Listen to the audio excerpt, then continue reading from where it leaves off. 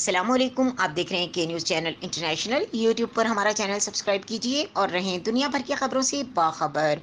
رخ کریں گے ساہیوال کا، جہاں سے رپورٹ کر رہے ہیں ہمارے نمائندے گلفام حیدر قریشی۔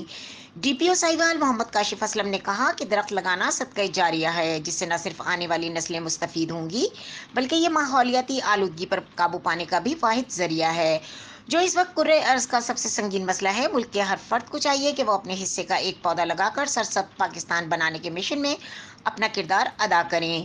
انہوں نے یہ بات اپنے دفتر کے لان میں پودا لگا کر شجرکاری مہم کا آغاز کرتے ہوئے کہی۔ S P investigation madam Shahida Noreen اور ڈی ایس پی ٹریفک نے بھی اپنے ہاتھوں سے ڈی پی او آفس میں پودا لگایا۔ S P investigation madam Shahida Noreen نے کہا کہ درخت زمین کی خوبصورتی کا باعث ہوتے ہیں۔ مزید خبروں اور اپڈیٹ کے لیے دیکھتے رہیں کے نیوز چینل انٹرنیشنل۔